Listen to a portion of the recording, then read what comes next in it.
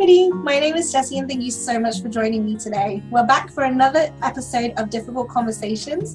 Today's topic is about broken friendships, and it feels right that I bring with me my very best friend, well, probably one of my oldest friends in the world, and coincidentally enough, the reason that I brought her in to talk about broken friendships is because I think it has been years and years since we actually properly talked. In order to reconnect, Irene and I spoke very much about how we had to be very honest with each other. Our relationship previously was toxic and had some negativity, but also we grew up together. We had a lot of fun times, and it's something that we really want to bring back. This conversation is not going to be easy. I've been suffering some major anxiety about it. My heart is beating so fast, and I'm not even lying. Feel it. But before I talk your ears off, let me introduce you to my best friend, Irene. Irene? Hi, Jess. Thank you for joining us. All good. Before anybody comments, did you force her to come on here? Tell me. No. I came in my own will. Irene, how long have we been friends for? Oh my God, since 2005? Oh my 2005 or 4? 2004, like I think. 2004, yeah. I think. But the 2004 was a bit brief though, wasn't it? Like, yeah. It was like when we first met. Yeah. I want you to introduce yourself to everybody because, hang on, I don't want her to not mention this. Irene is a fantastic singer. And I don't know if she sings or records herself singing anymore, but she really has to. So, Irene, introduce yourself. Let people know about you. Hi, I'm Irene. I'm Jess's long time friend, best friend. We have known each other for literally more than 15 years now. Oh my God. About almost half of my life. More than half, I think. Yeah. I've got 2 kids. I've got 2 boys. One of them is Jess's godson, which is my eldest, which is Aaron. And he's 8 now, by the way. And then I've got another son who is called Raphael, and he's 2. So I'm mummy of 2. And I'm happily married now, officially. I've been with my partner, Nico, for almost 10 years now. Almost. Irene, yeah. I'm going to put you on the spot. I'm going to disturb you now. Where did you have your first kiss with your hubby?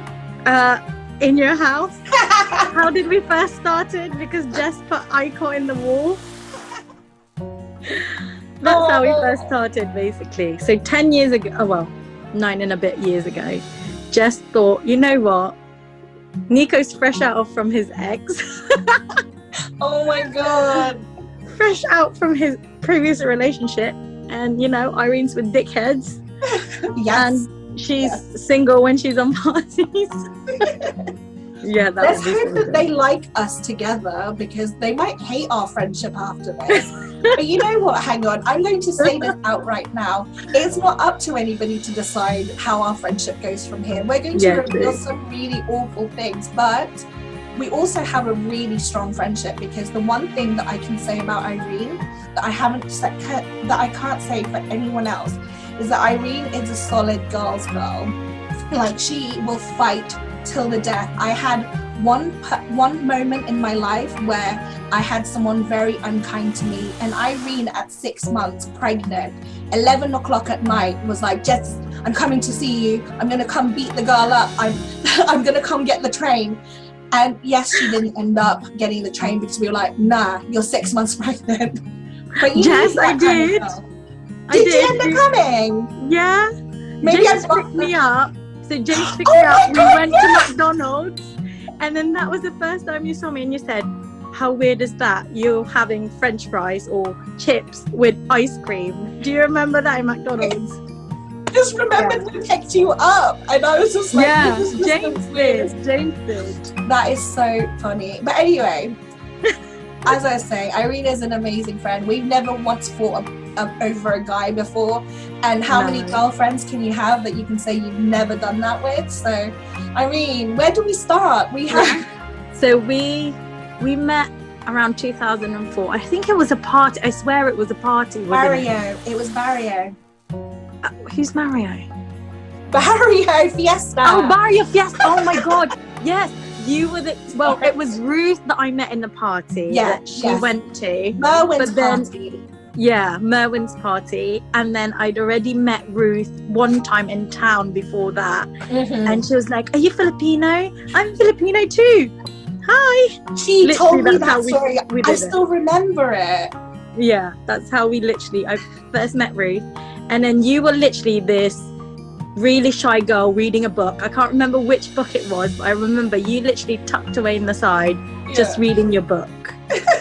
On our way to Barrio Fiesta, and by the way, we lived in Plymouth back then. Yeah. So Plymouth is like so far away. It's like going to a province from a big city. Hours. And we were going there by bus, so it meant that we was like stopping at like service stations and stuff. So it took ages to get there. Yeah, literally took forever. The thing is, for the longest time, I always said that you were my backbone because you already know.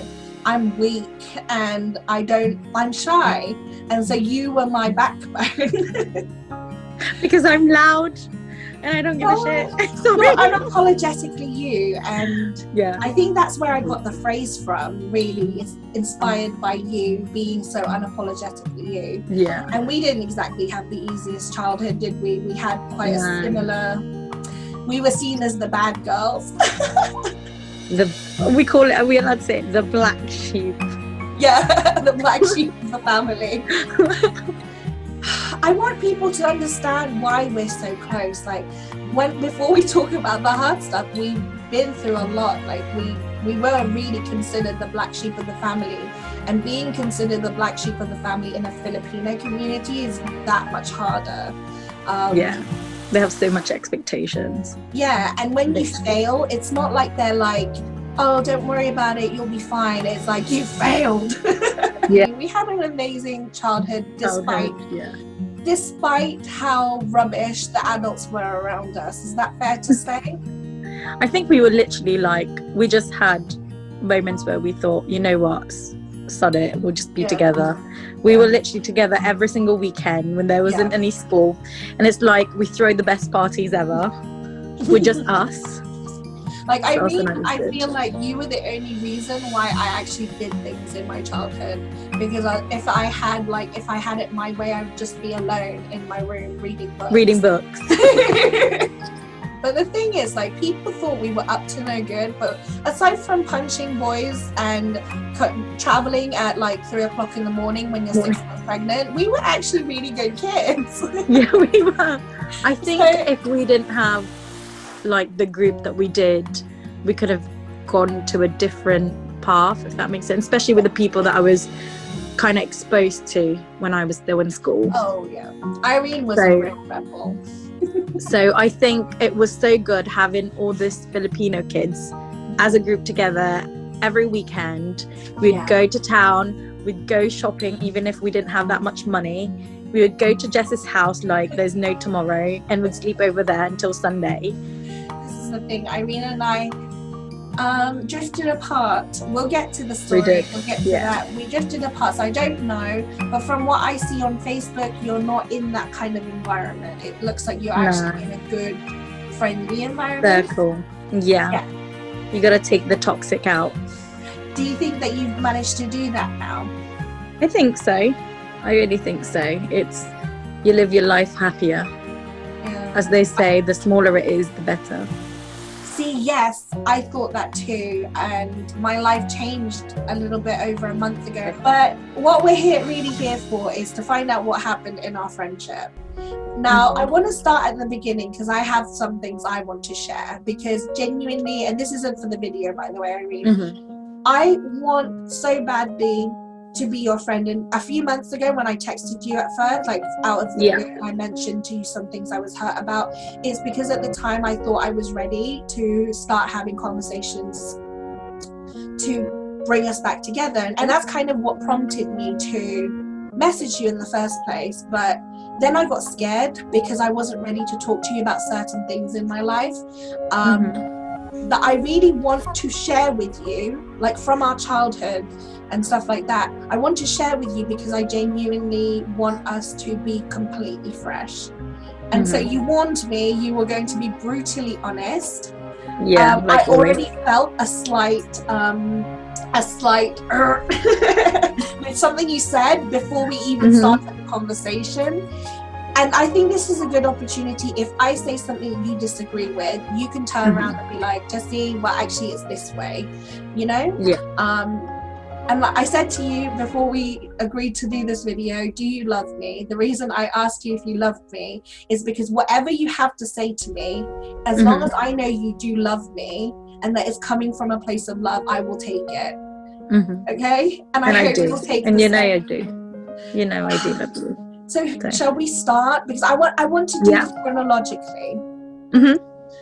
Do you have anything from our childhood that you resent? We're just talking about you and me here. Yeah. That you resent childhood. I think the one thing I think, if we can turn back the time, if we can change something, it's not like the best, but I think we literally were, our relationship between you and me were good. But when it kind of involved someone who was close to me, like my brother and my cousin, that's when things turned a little bit. And it's not your fault. It's, you can't basically choose who you love. And I think it just kind of puts a tiny bit of a kind of like a kink, or like a damage in someone's relationship when someone who's really, really close to you, like my brother and my cousin, then goes out with your friend, if that makes sense. A best friend, not just a friend, your best friend. Like, I'm so happy with you, like, having those relationships, and I would never say, you know, don't do it, because I don't have the right to. And you never did. And I never did. But yeah, I think that was the only two things, because there were things in those relationships that didn't just impact you guys, it impacted me, and I think the other people around you too. So yeah. Fuck, that was deep. Oh, I'm gonna cry. I never thought about you in that situation, and that sounds really harsh, but in not my defense, because I'm not going to defend it, because I get what you're saying, and that's why I'm like, fuck, Jessy, are you that selfish that you didn't think? Because I'm being honest, I didn't think about you in any of those relationships. So to clear up for anybody who's wondering, I had a thing with Irene's brother, Ike, who is still to this day my best friend, like one of my best friends. And I never saw Ike and Irene as siblings, because I had such a close relationship with them both that I blurred those lines. So my first serious boyfriend, we won't name names for this occasion, but I dated one of Irene's cousins. He was my long-term boyfriend, and he was my first love. And if I can say anything, and this is going to be so controversial, and I don't want to hurt anybody, I'm pretty sure that anyone we mention here won't be watching this video, but if I think back on it now, I didn't have the foresight or the knowledge of emotions to know that that's what I was doing. But I want to say I am sorry, because I genuinely mean that. Without the camera here, I am sorry, because I didn't think about you at all in that. And I think for me, I wasn't expecting you anyway to think about me. It's just the moment of, oh my God, if they break up, then this relationship between me and her will then be, well, where are we going to be? And then if, you know, that type. But I do not regret you going in those relationships, especially with my cousin, because I think he taught you so much, and you learnt so much from that relationship. Oh yeah. And I think after that, you kind of grew from when you had boyfriends after that, basically. Yeah. If I could, there's nothing I would change in our friendship, and I genuinely mean that. But there's some things that hurt me back then, that sometimes if I think about, hurt me still. And I don't want you to think, I always thought the world of you, Irene. And I think that's why the reason I started to drift off, and we'll get there, hurt me more. Like, that was a conscious decision I made to start cutting ties with you because of something that hurt me and it hurt me more because of how strong our friendship had been. I felt really intimidated by you through so much of our friendship, so much so that I don't know if you know this, and I told Ruth this story once. Ruth is my sister, and I told Ruth this once, and she said, if you tell Irene that, it would absolutely devastate her. So the reason that I started smoking was because of you. So what happened was, and I remember this so clearly, you were the cool girl, Irene. I was the nerd, and I could never understand in my head how someone so cool like you and had so many friends would be friends with someone so nerdy like me. And so all I ever wanted to do was impress you, and I felt like for most of our childhood I just wanted to impress you. And so I remember one time we were at your dad's and Kuya Jay was there. Kuya Jay is Irene's older brother, and he was smoking, and you were like, oh bro, give me one.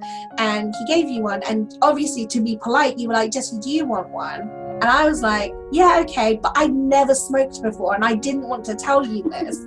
So I remember puffing, and you and Kuya Jay started laughing at me, and you turned around and went, do you not know how to smoke? And I was like, yeah, I do. And Irene, I've never told anyone aside from Ruth this story. I went home, like whenever I went home, because I think I was sleeping over. So the next day, I got one of our friends, Alex. Do you remember Alex? Yes, Alex. Yeah. So I called him up and I was like, look, can you bring me a packet of cigarettes? Because we were underage at the time. And he was like, okay. Very underage. And he came over and we sat in the park, and I was like, teach me how to smoke, because next time I see Irene, I need to know how to smoke. And we literally chain smoked, and this is not a lie, we chain smoked 3 packs of cigarettes that day, learning how to smoke. And I'm really sad for that, because that shows how desperate I was for your friendship. And and again, it wasn't your fault, but I hold so much pain in that, because I felt so intimidated, you know? Yeah, I get what you mean. Did you for know? me, I had no clue, because I felt like it just felt so right to be friends, and like you didn't need to please me, you didn't need to do anything, just be you. And I've always known you to just be in my little Jessy J. I try really hard to just be me, Irene. As we got to know each other, I started to become more comfortable. I mean, a lot of that was probably me just being really self-loathing anyway, but I do remember, to be honest, that is the worst thing from our childhood, I would say, that I had to bring up. But it did bring me a lot of pain, and I feel so much better telling you. But anyway, let's move forwards to our teenage years. Without going into so much detail, well, do you have anything about our teenage years that you recall or feel like you want to bring up? Nothing really. I think we were just happy beings. Like, we were just going with the flow. Wherever the water in the river takes us, we were just there. But one thing was when me and Nico started getting together, and I think that's when we slowly drifted away. And I think that's one part that if I could go back to, would think of how I can change that. See, again, I'm glad we're having these conversations, because for me, I don't remember it being like that, because to me, for the longest time, Nico was my brother. So I was like, yeah, this makes sense. And I was really genuinely happy for you guys. Aaron's here. Here's your godson. Say hi. Hello, baby. He's not a baby anymore. He's 8 years old. Oh God, I can't believe sit up. He's almost the same age as when we were friends. Oh my gosh, here's the chaos. I haven't seen him yet. Come here. Say hi to Tita Jen. He's the one that says F words. Say hi. Yes, he's not. Hi, cutie. Oh, see, I told you that chaos. So moving forwards, when should we start talking about when we drifted apart? Yeah. Because I don't really have any qualms about our teenage years. Like you said, I think we were just chilling, we were having fun, and any problems that we faced, I found was a lot more to do with other people rather than what happened. But very, very quickly, because I it's important to my story that I want to share with you is that we had another girl best friend who, well, as we call in Filipino, saling kit-kit. we don't need to talk about the stuff that people don't need to know, but the long story short of it is that I was really interested in a guy and I thought he was interested in me too. I don't want to say dated because we never dated, but we had started seeing like each other years and years ago prior to Nico and Irene getting together. So that's how long ago it was. And then it kind of didn't work out because I'd just come out of a long-term relationship, blah, blah, blah.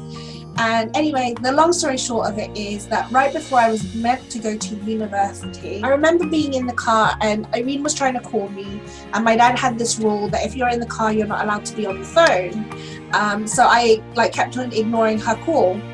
And then Irene called Ruth, and she was ballsy at the time. Ruth picked up and Irene was like, I don't know what you said, but Irene said, don't look at your Facebook. And when someone says that to you, what are you going to do? Look at your Facebook. And I looked, and it turns out this friend who was at the time, our best friend, was dating the guy that I was seeing. And it devastated me because here's the reason why. Is at the time that I was dating this guy, I was in a relationship with one of Irene's old friends. And I was so desperate to get out of it, but I didn't know how to tell people. And I was afraid that Irene would be mad at me for dating her friend and then this other guy. So the only person I felt like I could confide in was this girl. Let's call her Cherry because that sounds like an actual name. Yeah, Cherry. The thing is with Cherry, she was quite a bit of a sly girl, but all the parents thought she was so good. And she cheated on one of our friends, and because of what happened, pretty much the friendship group alienated her because not only did she cheat on this guy, but she planned to continue to cheat on this guy. And we were just like, yes, we can be naughty, we can be bad, but we never do that to each other. Like, we wouldn't do that to each other. So we took her act as an ultimate betrayal. So we completely ignored her and we weren't friends with her. But one of the aunties from the Filipino community was like, come on, Jess, try and bring her back into the group. And I felt really bad for her. Like, they really guilt tripped me into trying to bring her back into the friendship group. So I remember, I hope you don't mind me saying this, but I remember when I was talking to you girls about her coming back into the friendship group after a year of her not being in our friendship group, and you turned to me and you pulled me aside and you were like, Jess, one day she's gonna screw you over. Do not come crying to me when she does that, because you knew what kind of person she was. Yeah, but I went through it with her. Exactly. I was weak and I did it anyway, and then she did that to me. So to find out that someone I considered my best friend, who knew that I was sleeping with this guy, by the way, at the same time that she was sleeping with him, she was fully aware of our relationship, but still she was secretly seeing him in, behind the scenes. And Irene was pretty much the only friend that I had that was actually supportive of me when all this came about, and this massive feud between teenagers, can you call us teenagers, young adults, in the Filipino community. Everybody pretty much got involved. I ended up losing so many friends, and the one person, and I can safely say the one person who actually stuck by my side was Irene, and obviously my sisters, but Irene. So why did this incident cause us to drift apart? For me, so I totally agree that I was literally there for you, but I feel like there was a point where I was there for you, but I felt like I was the only one fighting. That I just felt like, come on, Jess, do some more. You don't deserve to be called all those names. You don't deserve to be treated the way that they treated you.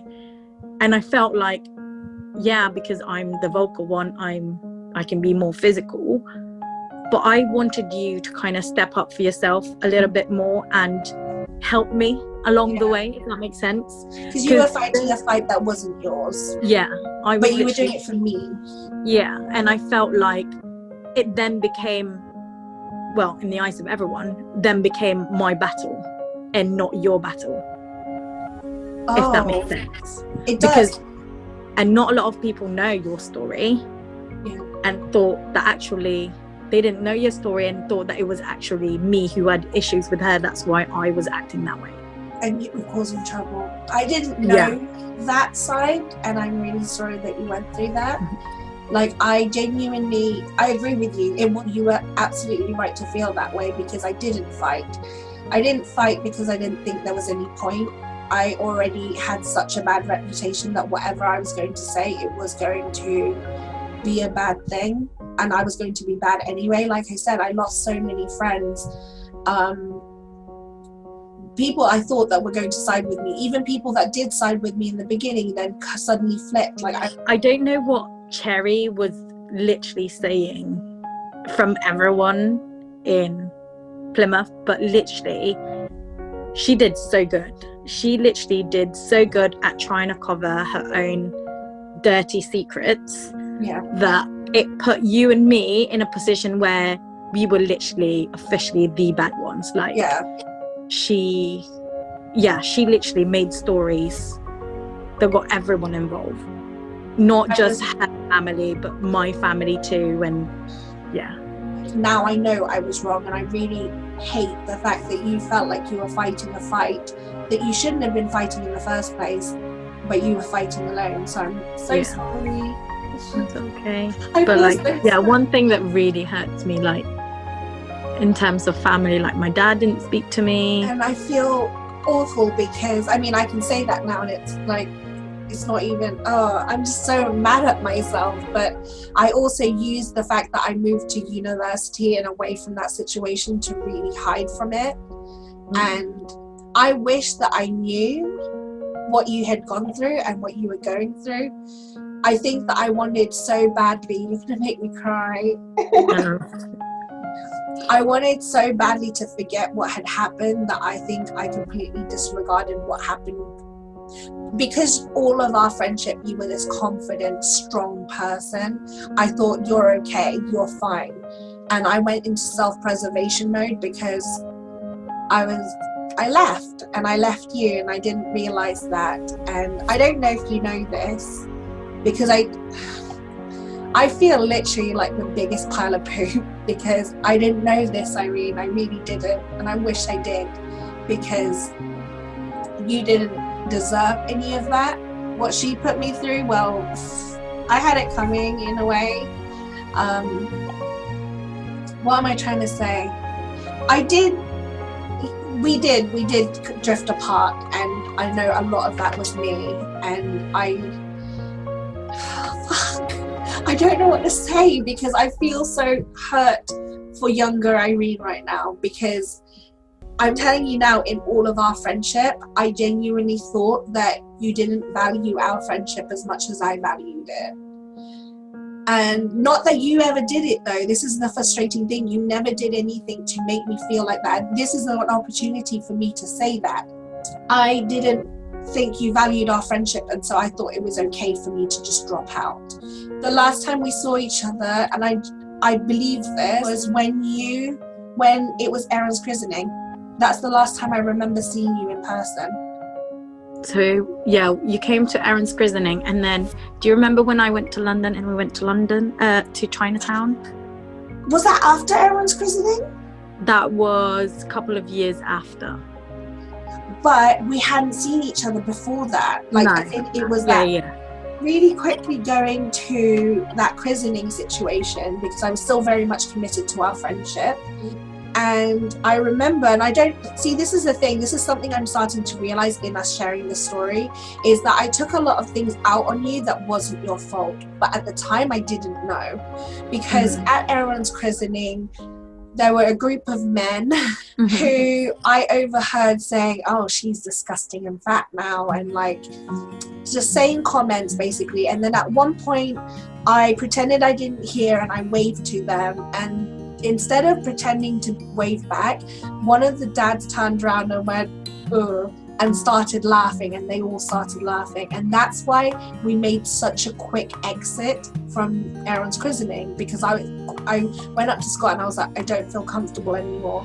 And for some reason, I associated that really negative experience with our friendship. I don't know, because, and I feel bad, but let me admit it, like, I felt like, oh, these are people who are close to Irene, and if they think so badly of me, then what does anybody think, you know? Mm-hmm. And at the time we had started or you and Nico had started joking about, like, oh, you know, make up with the guy that hurt you, and, you know, because Nico was friends with this guy at the time, you know, every time I saw you guys, you would make a joke about it. And knowing what I know now, I realized that it must have been your kind of defense mechanism.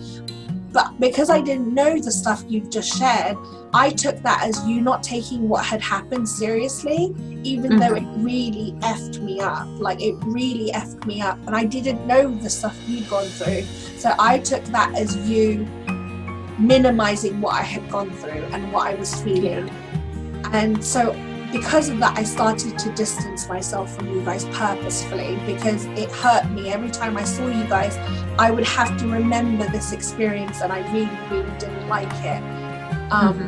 And that is when our friendship started to drift, really, or actually pretty much broke.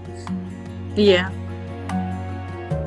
I think, like what you said, it is my way of not thinking about what had already happened, like, because I was so hurt from what had happened and turned into my own issues that I just didn't want to recall that back anymore.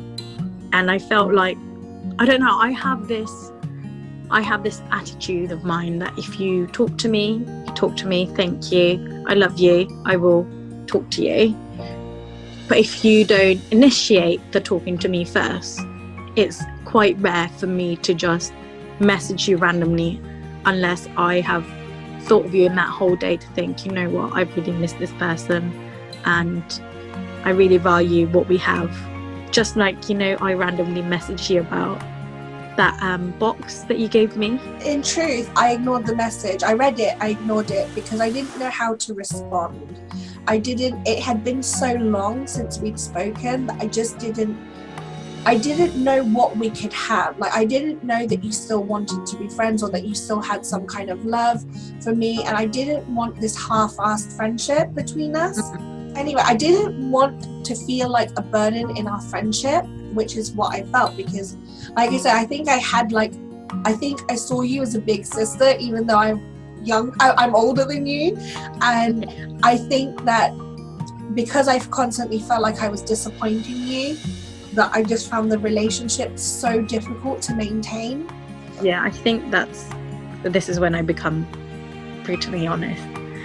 I think you overthink too much in your head, and you assume so many things in your head that actually it doesn't do you any good. Like, just like, so my situation with our relationship, like, you thought of this 101 million reasons why you didn't need to be around me anymore, and there was no need for that. And I think if you had did the way we did when we were younger, just went with the flow, where the river takes us, I think you would still not have the big circle that we used to have, but you have the people who genuinely wants to be in your life. That's what made me reach out this next time, or this time that led us to this conversation. Is I always think about our friendship. It's not like I've gone this whole however many years, 8 years of us not, what is it, 8 years? I don't know where I got it from. It's not like I haven't thought about you in that 8 years or our friendship. I always thought, if I could just be honest with Irene and tell her what she's done that has hurt me, then we could actually have a good friendship again. But I never thought that you'd be willing to listen to it. I never thought that you'd be willing to listen to it, because I just thought that your life was too good without me, and that you look like you're thriving, you're happy, you have an amazing family, and I hear news about you through Aiki, like genuinely through Aiki, and that's how I've been keeping tabs on you over the years. I wanted to be there, but I didn't know how to be there.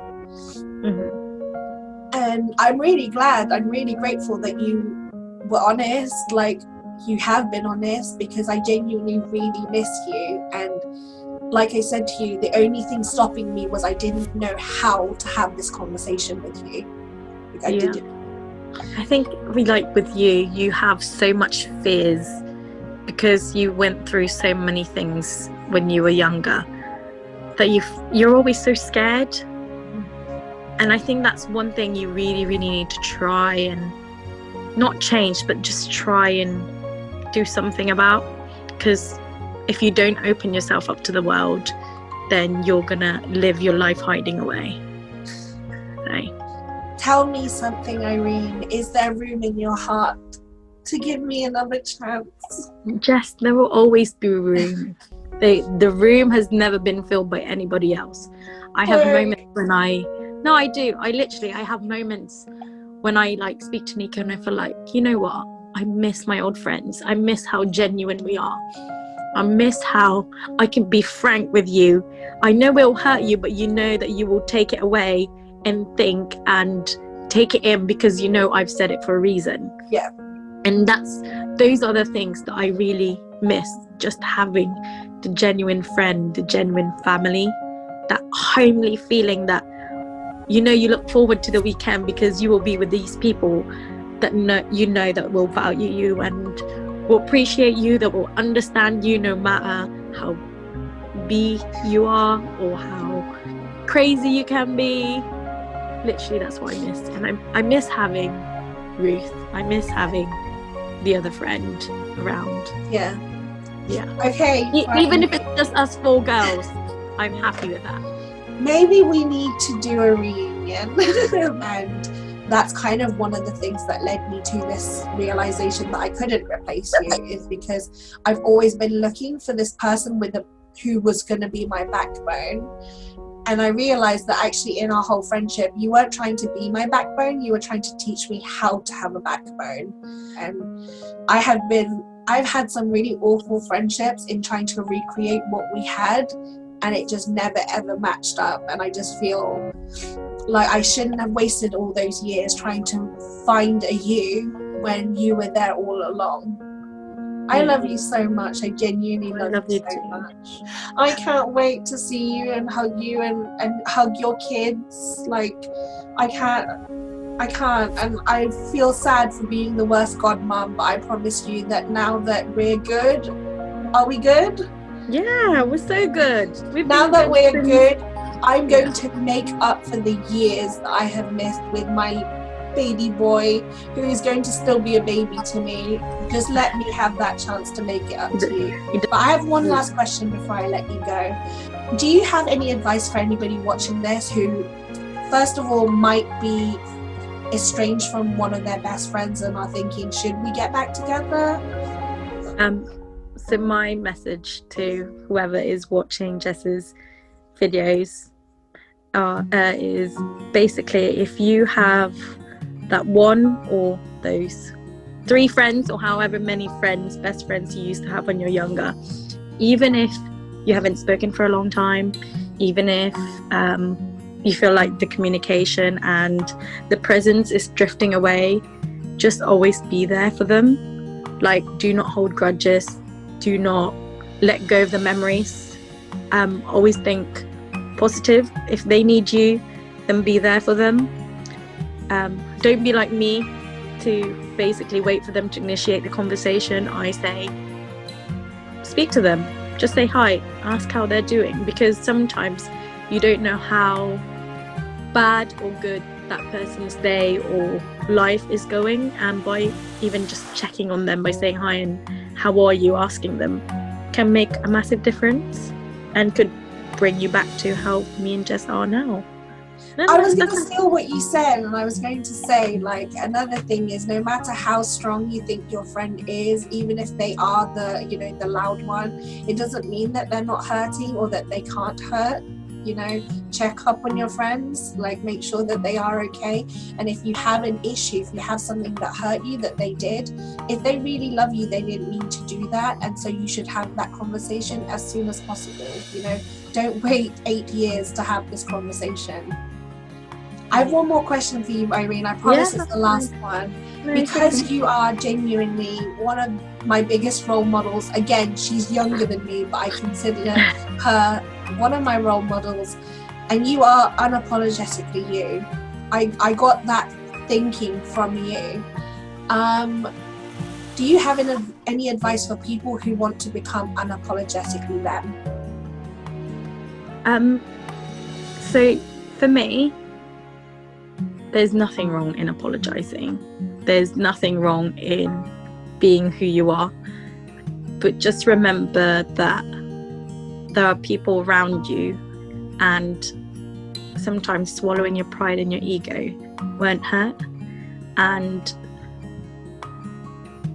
everyone changes, I would say. Everyone grow more maturely. They think more seriously of life. They just basically, you just grow as a person, and don't be afraid to let go of the old you and be someone who you think you would be. Just the better you, basically. Just the better you. Because, yeah, you don't want to step in anybody's toes. Even if you don't mean to, you tend to. And, yeah, just let yourself be who you are. Be the best version of you. I love that. Be the best version of you. Yeah. So there you have it. As Irene said, be the best version of you to become unapologetically you. Thank you so much for joining us today. I really enjoyed this conversation. It's been very difficult, but I'm really glad that we had it. Like I said to you, I spent so many days feeling really anxious about this conversation, and I'm really glad that I sucked up my pride, pushed aside my fears, and had this conversation with my very best friend. Because can I tell you now, watch my mental health change for the better, because I finally have my soulmate back in my life. Thank you so much for joining us and for welcoming Irene with such kindness. Please leave some nice comments about how amazing she is and how great her little boys are.